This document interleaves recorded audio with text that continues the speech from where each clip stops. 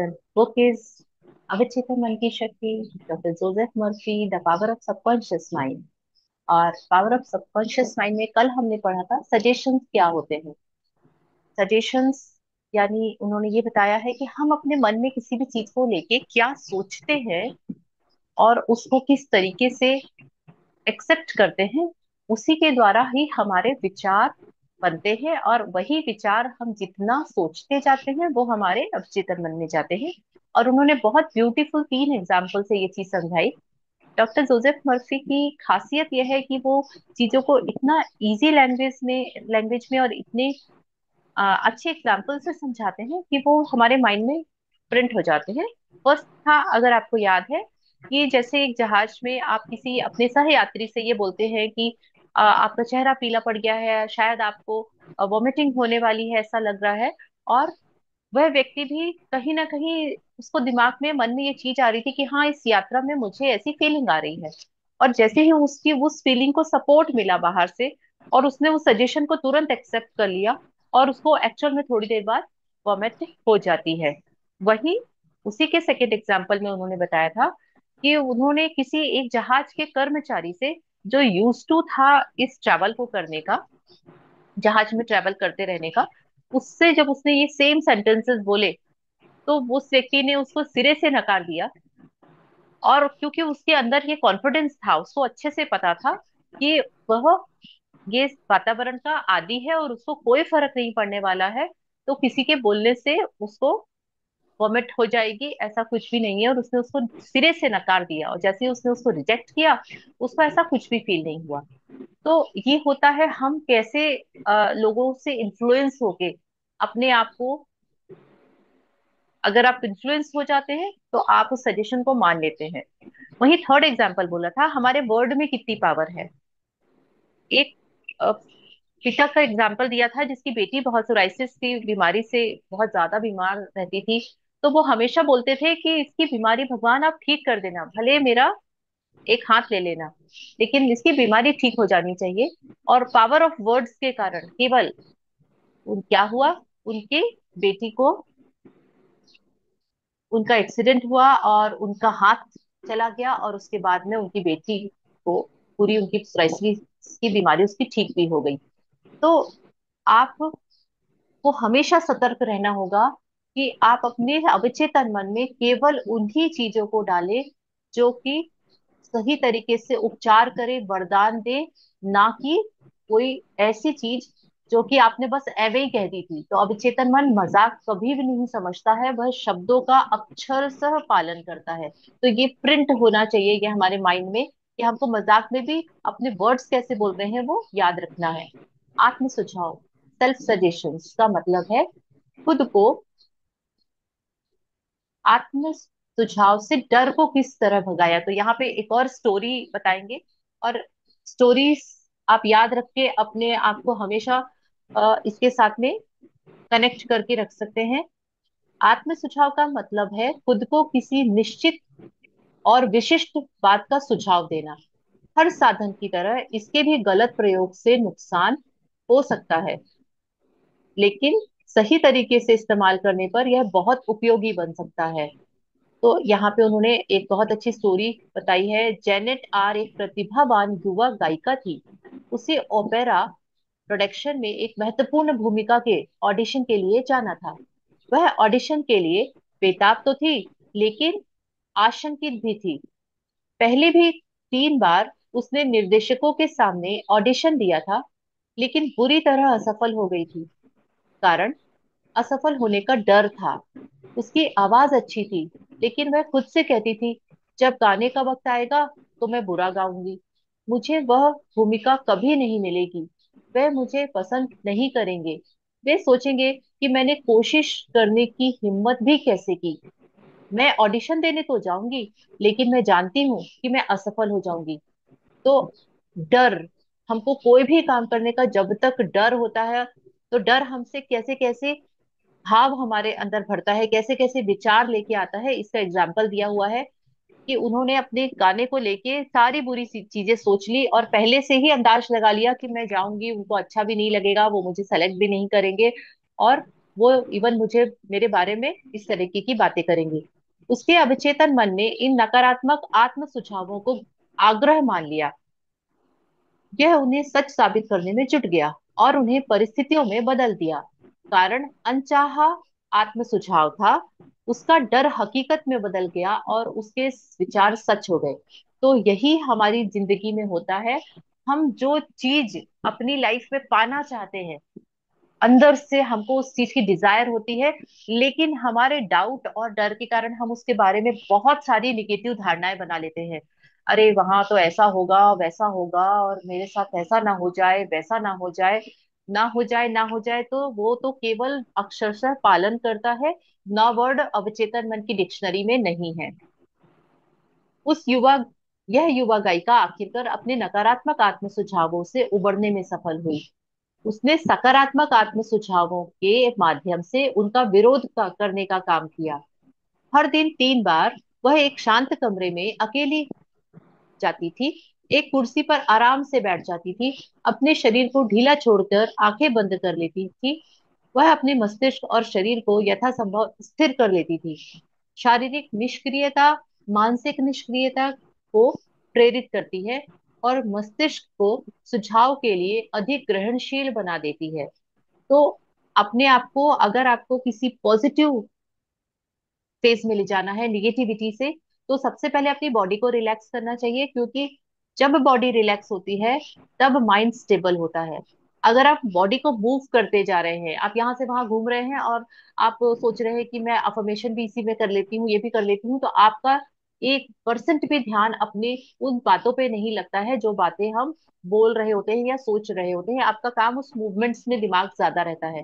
तो उन्होंने अपनी बॉडी मूवमेंट को एकदम से आराम से बिठाया और उसने अपने मस्तिष्क को, यानी जब हम जैसे मेडिटेशन में आइज क्लोज करके बैठते हैं तो हम अपनी बॉडी को काम करते हैं सबसे पहले, और उसके बाद फिर अपने मन पर जाते हैं। डर के सुझाव का प्रतिकार करने के लिए वह खुद से बार बार कहती, मैं बहुत अच्छा गाती हूँ, मैं शांत, संतुलित और आत्मविश्वासी हूँ। हर बार वह इस कथन को धीरे धीरे, शांति से, भावना के साथ 5 से 10 बार दोहराती थी। वह दिन में 3 बार यह काम करती थी, और एक बार रात में सोने से ठीक पहले। एक सप्ताह बाद वह बहुत शांत और आत्मविश्वासी हो गई। जब निर्णायक दिन आया तो उसने बहुत बढ़िया ऑडिशन दिया और उसे भूमिका मिल गई। तो इसके लिए उन्होंने क्या बताया यहाँ पे कि हमेशा कोई भी कथन आप जितना धीरे धीरे पढ़ते हैं, शांति से, उतनी ज्यादा आपकी भावना उसके अंदर आप डाल पाते हैं। तो आराम से और धीरे धीरे बोलने का बहुत महत्व है, और धीरे धीरे कोई भी चीज पढ़ने का बहुत महत्व है। उसकी याद कैसे लौट आई, तो हमको इस पैराग्राफ में उन्होंने बताया कि आप अगर अपने निगेटिव थॉट्स को बार बार सोचेंगे, डाउट, डर, ये वाली चीजें होंगी, तो आपका अवचेतन मन वही चीजें करेगा। तो आपको अपने आप को काम कूल रखना है और वही चीजें बोलना है जो आपको चाहिए, और इस तरीके से बोलना है जैसे आपको वो पूरी तरह से मिल चुकी हैं। एक और एग्जाम्पल है, उसकी याद कैसे लौटी। 75 साल की एक महिला जो हमेशा से अपनी याददाश्त पर गर्व करती थी। हालांकि बाकी सबकी तरह वह भी कभी कभार चीजें भूल जाती थी, लेकिन वह इस तरफ ध्यान नहीं देती थी। बहरहाल जब उसकी उम्र बढ़ी तो वह भूलने के मौकों पर ध्यान देने लगी और उनके बारे में चिंता करने लगी। जब वह कोई चीज भूल जाती थी तो हर बार खुद से कहती थी, बुढ़ापे के कारण मेरी याददाश्त कमजोर होती जा रही है। और इस नकारात्मक आत्म सुझाव के कारण वह और ज्यादा नाम तथा घटनाएं भूलने लगी। वह हताश हो गई। सौभाग्य से उसे यह एहसास हो गया कि वह खुद को किस तरह नुकसान पहुंचा रही है। उसने इस प्रक्रिया को उलटने का संकल्प किया। जब भी वह सोचने लगती थी कि मेरी याददाश्त कमजोर कमजोर होती जा रही है, तो वह रुक जाती। यही नहीं, वह जानबूझकर इस प्रक्रिया को उलट देती थी। दिन में कई बार वह सकारात्मक आत्म सुझाव का अभ्यास करती थी। वह खुद से कहती थी, आज से मेरी याददाश्त हर तरह से सुधर रही है। मुझे जो भी याद रखना चाहिए वह मुझे हर पल, हर जगह, हमेशा याद रहेगा। मुझे घटनाएं स्पष्टतः याद रहेंगी। मैं जो भी याद करना चाहूंगी वह मुझे तत्काल याद आ जाएगा। मुझ में हर दिन तेजी से सुधार हो रहा है। मैं बहुत जल्दी मेरी याददाश्त पहले जैसी बहुत अच्छी हो जाएगी। और 3 हफ्तों की प्रैक्टिस के बाद वह सामान्य हो गई। तो this is power of words. आपको कैसे वर्ड्स बोलने चाहिए हमेशा। और इसका एक और एग्जांपल मैं देती हूँ। मेरी एक बहुत अच्छी फ्रेंड है, उन्होंने वह हमेशा जब भी कोई भी चीज याद दिलाने की बात आती थी, वो मुझे बोलती थी, मृदुल प्लीज तो मुझे ना एक बार मैसेज करके कॉल करके याद दिला देना। मुझे याद नहीं रहता है, पता है। मेरे को ना ये चीजें याद नहीं रहती हैं, इसलिए तेरे को याद रहता है तो मुझे एक मिस कॉल कर देना या। तो उनसे मैं लगातार 6 महीने तक डिफरेंट डिफरेंट समय पे ये बात उनके मुंह से सुनती थी। और सुन के हालांकि मैंने उसको ग्रहण नहीं किया, लेकिन आप पावर ऑफ वर्ड्स सोचिए कि उसको सुन सुन के केवल मैं महसूस करने लगी कि मुझे अपनी लाइफ में चीजें याद नहीं रहती। और जिस दिन मुझे इस चीज का रियलाइजेशन हुआ कि एक्चुअल में वो सुनने बस के कारण, उन वर्ड्स के कारण मेरी लाइफ में इम्पैक्ट पड़ रहा है। एक्चुअल में मैं भी ये वर्ड यूज करने लगी हूँ, अरे मुझे याद ही नहीं रहा, जबकि ऐसा नॉर्मली बोलने की मेरी आदत ही नहीं थी। और वो हुआ बहुत ग्रेजुअली, धीरे धीरे धीरे धीरे। फोन में उनके साथ में आमने सामने बात करते, मुझे याद नहीं रहता, मुझे याद दिला देना। अरे पता है मुझे कुछ भी याद नहीं रहता, मुझे याद दिला देना। तो ये वर्ड मैं अपने घर में बोलने लगी थी कि अथर मुझे याद दिला देना कि दूध वाले भैया का पेमेंट देना है, तो मैंने निकाल के रखा है। अथर मुझे याद दिला देना कि मुझे वहां जा रही हूँ तो मुझे ये सामान खरीदना है। अथर मुझे याद दिला देना। तो वो ये जब बोलने की आदत में मैंने गौर किया, तो मैंने बोला हाउ इज इट पॉसिबल कि मैं खुद भी वैसा ही रिएक्ट करने लगी हूँ। और इमीडिएट बेसिस पे मैंने सबसे पहला स्टेप लिया, उनसे ये बोला कि आप क्या और ज्यादा भूलना चाहते हो, अपने बीमारी को बढ़ाना चाहते हो? नहीं तो प्लीज आप बोलना बंद कर दो। ना मुझसे बोलो ना आप किसी से बोलो। तो मैंने उसके सोर्स पे काम किया, सबसे पहले उनको मना किया कि आप ये बोलने की आदत बंद करो। अब उन्होंने अपनी डेली लाइफ में उसको आजमाया या नहीं आजमाया ये मुझे नहीं पता, लेकिन उन्होंने मेरे साथ बात करते समय अपने आप को कंट्रोल किया कि मैं बहुत बार ये रिपीट ना करूं कि मृदुल मैं भूल जाती हूँ, मुझे याद दिला देना। और ये उन्होंने अपनी तरफ से ये चीज बोलना बंद किया, और उसका इफेक्ट मेरे अंदर ये आया कि मैं तो काम कर ही रही थी कि मुझे ये कॉन्शियसली सोच लिया था मुझे नहीं बोलना है ये वर्ड्स कि मुझे याद दिला देना। मुझे याद नहीं रहता, मुझे याद दिला देना। और उनकी तरफ से अब सुनना भी बंद हो गया।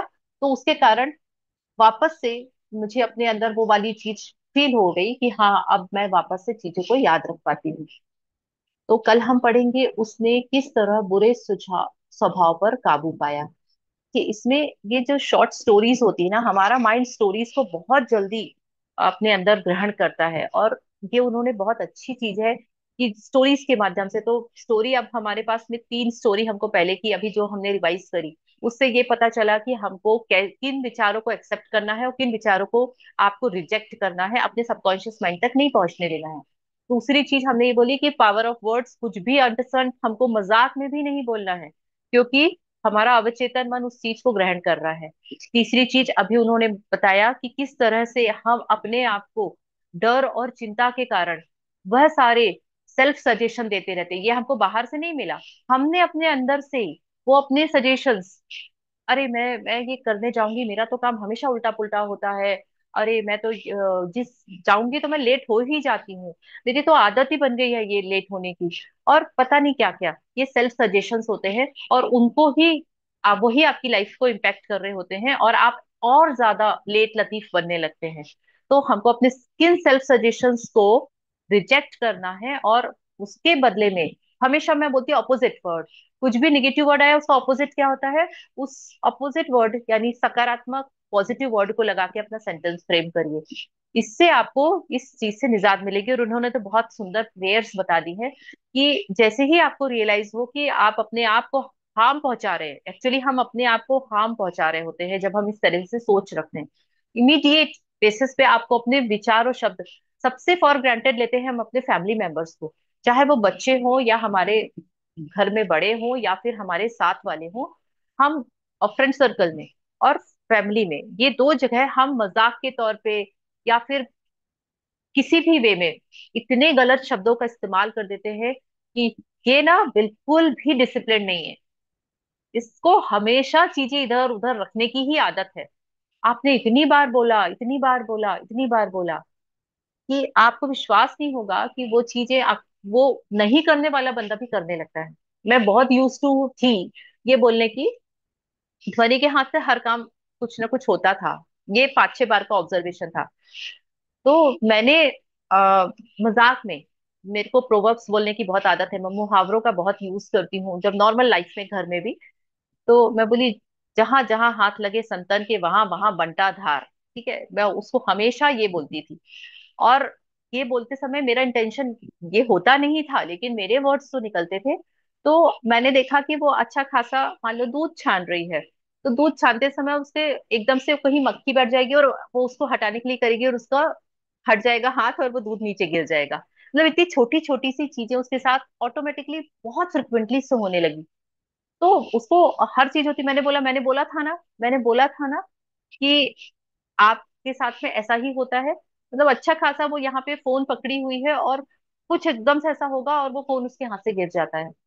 तो जब मैंने अपने शब्दों पे गौर किया और मैंने उसको इमीडिएट बेसिस पे कि उसको अपने रेक्टिफाई किया, उसको अपोजिट वर्ड से, उसका असर भी मुझे उस पे दिखा। बहुत धीरे धीरे, स्लोली स्लोली होता है, क्योंकि मेरे सबकॉन्शियस माइंड में पहले वो पैटर्न चेंज हुआ, मेरे शब्द चेंज हुए, उसके बाद उसका इम्पैक्ट हुआ।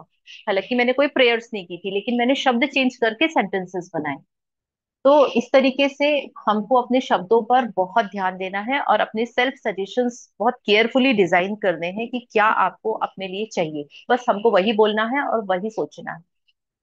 तो thank you so much for joining me, और आज की ब्यूटीफुल स्टोरीज का, जो कि डॉक्टर जोसेफ मर्फी में हमने बता दिया है कि हम अपने ही सेल्फ सजेशन से अपनी लाइफ को हेल्प कर रहे होते हैं और हमको पता भी नहीं होता है। तो आज ये बहुत अच्छा है कि हम रोज 1 या 2 स्टोरीज पढ़ते हैं, और अगर हम उसी स्टोरीज को दिन भर रिकॉल करते रहे अपने माइंड में, तो वो हमारे दिमाग में बैठ जाएंगी कि हमको क्या करना है और क्या नहीं करना है। क्योंकि अभी तक जो बैठा हुआ है वो बहुत ही रॉन्ग प्रैक्टिसेस हैं बहुत सारी उसमें, इसलिए। तो thank you so much, thank you, thank you, thank you.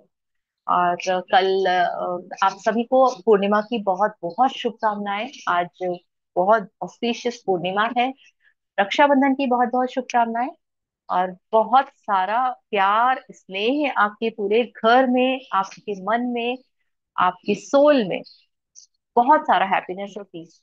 Thank you so much, thank you, thank you, thank you. आज मैं नया श्लोक पढ़ती हूँ। ये सिचुएशन है, जी। ब्रह्मा के 4 सिर थे। 4 सिर ओके। थे ब्रह्मा के।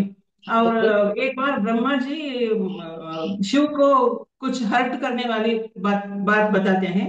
तब शिव जी को गुस्सा आता है, वो ब्रह्मा जी के एक सिर को काट देते हैं। तब विष्णु का सुझाव है कि वो सिर उसके हाथ में चिपक जाता है, शिव के हाथ में, और वह ब्रह्म कपाल बन जाता है। और विष्णु कहते हैं, जब तक तुम भिक्षाटन नहीं करोगे, वो भिक्षा पात्र नहीं भरेगा, तब तक ये हाथ तुम्हारे, वो ब्रह्म कपाल तुम्हारे हाथ से दूर नहीं हटेगा। इसलिए तुम भिक्षाटन के लिए चले जाओ। वो चले जाते हैं, वो लेके कहीं भिक्षा लेने पर भी उसका वो ब्रह्म कपाल फिलअप नहीं होता। जब वो पार्वती के घर जाते हैं और ये श्लोक बताते हैं, तब उनके ब्रह्म कपाल में जो भी धान्य गिरता है वो फिलअप होता है, और वह ब्रह्म कपाल हाथ से छूट जाता है। शिव जी पार्वती से अम, अ, जिस किस प्रकार का भिक्षा मांगते हैं? धान्य की भिक्षा नहीं, ज्ञान वैराग्य की भिक्षा मांगते हैं। मुझे ज्ञानोदय दे दो, वैराग्य दे दो, ताकि आइंदा मैं गुस्सा करना छोड़ दूं। तो इस श्लोक में वह है। मेरे दिमाग में बहुत दिनों से था ये बोलने के लिए, आज मैं या। बोलती हूँ। और ये बोलते वक्त सिचुएशन इस प्रकार विजुलाइज करो कि पार्वती भिक्षा दे रही है धान्य का, और शिव उस ब्रह्म का पार से स्वीकार कर रहे हैं। वो सीन विजुलाइज करो ताकि यह अपने दिमाग में बस जाए। ओके। Thank you. वाओ, मजा आ गया। यस।